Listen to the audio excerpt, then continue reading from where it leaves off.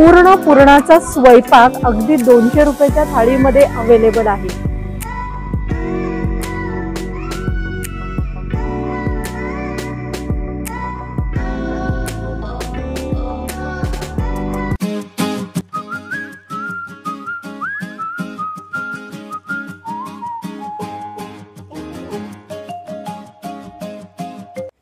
नमस्कार, मी सुवर्णा। आजच्या नवीन व्हिडिओमध्ये मी तुमच्या सगळ्यांचं मनापासून स्वागत करते। मी आज आलेले आहे संपूर्ण महाराष्ट्राचं कुळदैवत असलेल्या खंडेरायाचं जेजुरीमध्ये दर्शन घेण्यासाठी। पुणे ते जेजुरीचं अंतर साधारण 58 ते 60 किलोमीटर इतके आहे। सर्वात पहिला नंदीचं दर्शन घ्यावं आणि त्यानंतर सुरुवात करायची ही गडाच्या पहिल्या पायरीवरती भंडाऱ्याची उधळण करून। इथे साधारण 200 पायऱ्या चढायला लागतात। त्या आईंना काही शक्य नाही म्हणून आम्ही त्यांच्यासाठी डोली ट्राय केली। ही डोलीला तुम्हाला 1000 रुपये पर पर्सन आहे। ही डोली दुसऱ्या मार्गाने तुम्हाला वेळेत तिथे पोहोचवते आणि साधारण 1 तास दर्शनाची वेळ देऊन ती परत ह्याच ठिकाणी तुम्हाला आणून सोडते। पण विहानचा हट्ट सुरू झाला की आजी सोबत मी पण जाणार आणि असे करणे आम्हाला शक्य नाही म्हणून आम्ही दुसरा पर्याय निवडला। हा पर्याय इकडच्या स्थानिक लोकांनीच आम्हाला सुचवला होता।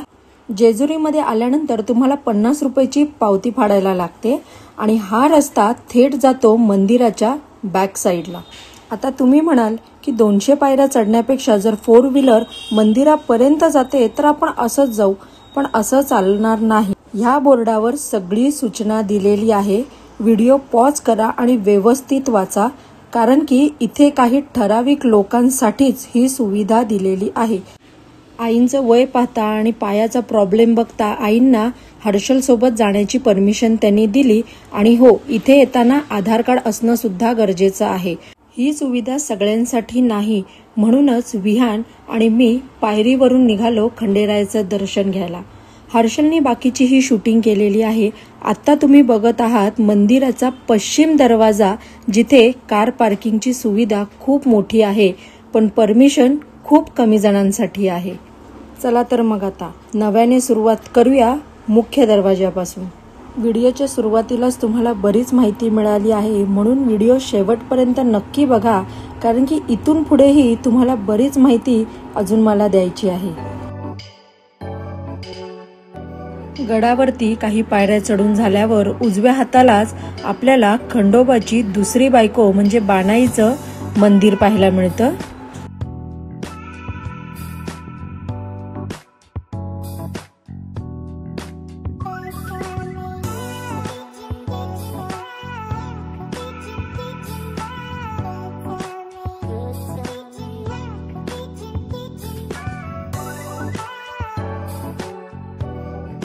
इथे बरेच जण खंडेरायाची वेशभूषा धारण करून फेटे तलवारी घेऊन अशा प्रकारे फोटो सुद्धा काढून घेत होते, म्हणजे त्यांची जेजुरी गडाची एक आठवणच म्हणा ना।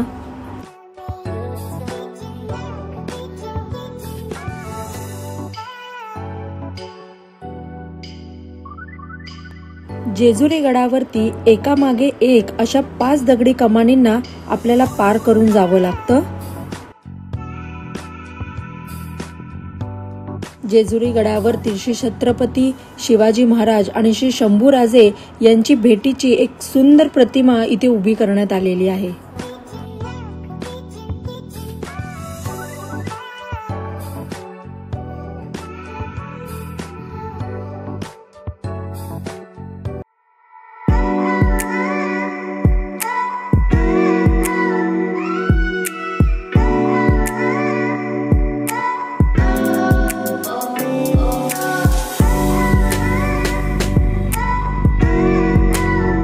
जेजुरी गडावरचा हा आहे मुख्य महाद्वार।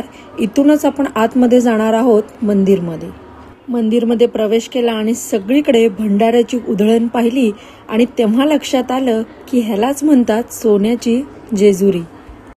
व्हिडिओमध्ये पाहताय ना, आज गर्दी खूप आहे, असणारच, कारण की लग्न सराई सुरू आहे आणि लग्न झाल्यानंतर आपल्या कुळदेवचं दर्शन घेण्यासाठी इथे बरेच जण आलीच होती। पण इतका वेळ आमच्याकडे नव्हता म्हणून आम्ही लगेच गेलो ह्या कार्यालयामध्ये आणि तिथे चौकशी केल्यानंतर आम्हाला कळलं की इथे मुखदर्शनाचा पास 200 रुपयात तुम्हाला मिळतो। तो आम्ही घेतला आणि लगेच निघालो देवदर्शनासाठी।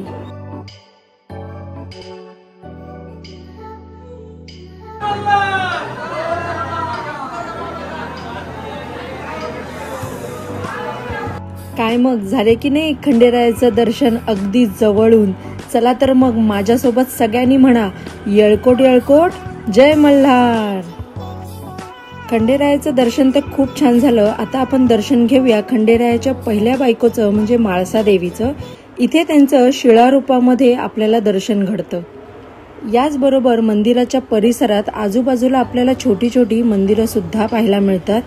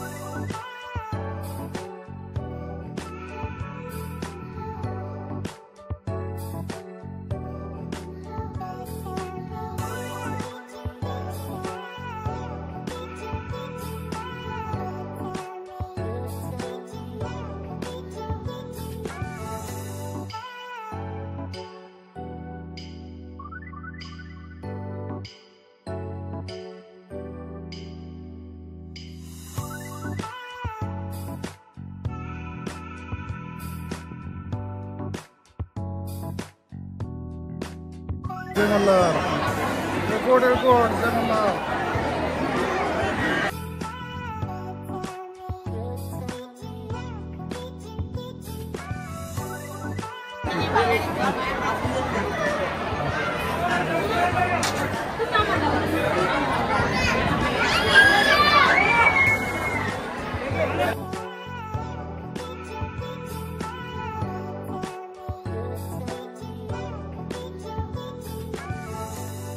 खंडेरायाचं दर्शन झाल्यानंतर ह्या गाभाऱ्यामध्ये प्रत्येक जण खंडेरायाची तळी भरत असतं।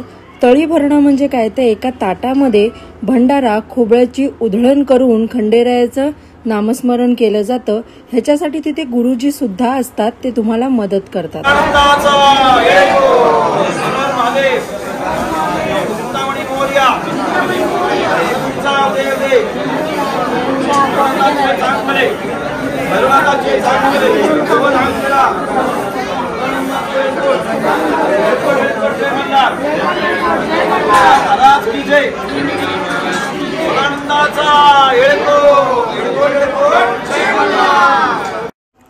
बेचाळीस किलो वजनाची खंडेरायाची तलवार सुद्धा आपल्याला इथे पाहायला मिळते। अतिशय जड अशी पुरातन तलवार उचलण्याचा एक अवघड खेळ येथे दरवर्षी खेळला जातो।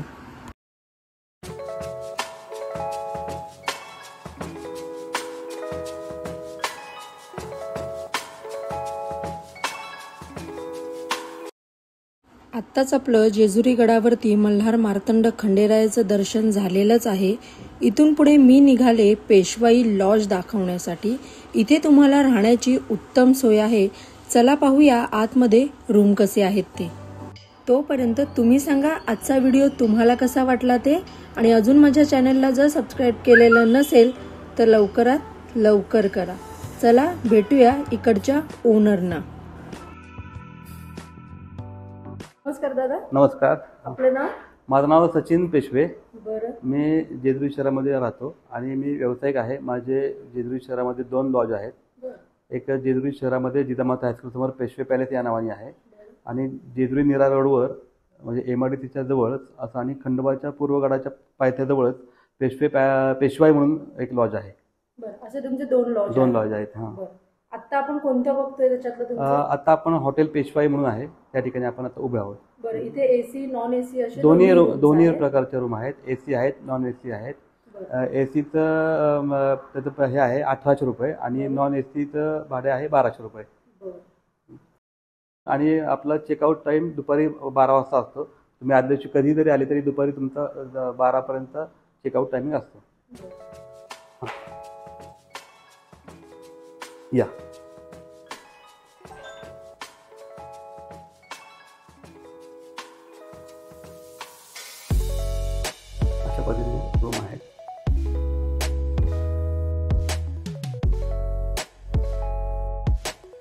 कम्फर्टेबल रूम आहे. रूम मध्ये तुम्ही टीव्हीची सोय दिलेली आहे. छोटी वाट्यामध्ये एक बाल्कनी आहे ना, आणि बाल्कनीचा व्ह्यू असा आहे की तुम्ही झोपेतून जरी दरवाजा उघडला तर तुम्हाला खंडोबाचं दर्शन दिसते. अरे वा.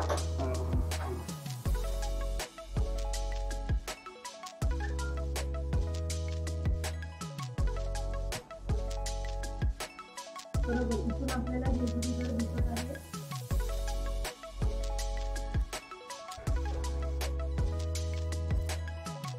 दादा इथे गरम पाण्याची सोय हो आहे. 24 आवर गरम पाणी आहे. आणि या व्यतिरिक्त अजून काय सुविधा आहे? आपण नाश्ता आणि जेवण जर कस्टमरची रिक्वायरमेंट असेल तर आपण देऊ शकतो. हो. आणि ह्या रूमचं भाडं नॉन एसीचं किती आहे? नॉन एसी 1200 रुपये पर पर्सन. बरं. आणि जर एक्स्ट्रा लोक असतील तर आम्ही 200 रुपये एक्स्ट्रा घेतो, बेड टाकून देतो, मॅट्रेस. आणि तुमची ही रूम सकाळी चेकआउट टाइम 12. हो.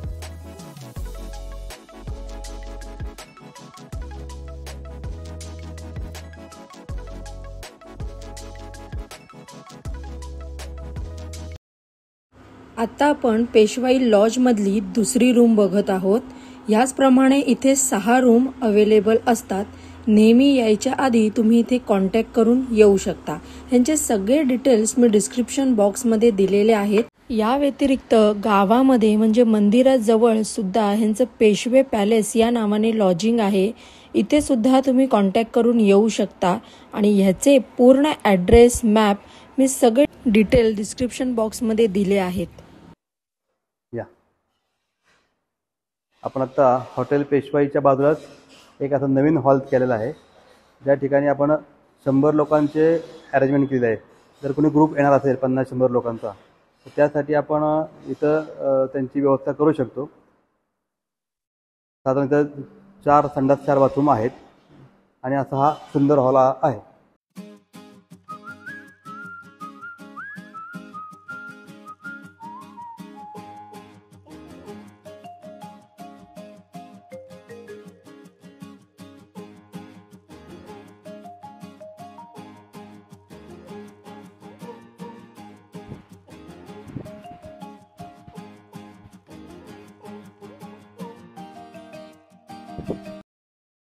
दर्शन झाले, राहण्याची सोय सुद्धा पाहिली. आता पाहूया घरगुती जेवणासाठी उत्तम सोय कुठे आहे ते. मी आलेले आहे जेजुरी गडाचं दर्शन झाल्यानंतर आशीर्वाद खानावळ मध्ये. इथे तुम्हाला घरगुती पद्धतीचं पुरणाचा स्वयंपाक अगदी 200 रुपयाच्या थाळीमध्ये अवेलेबल आहे.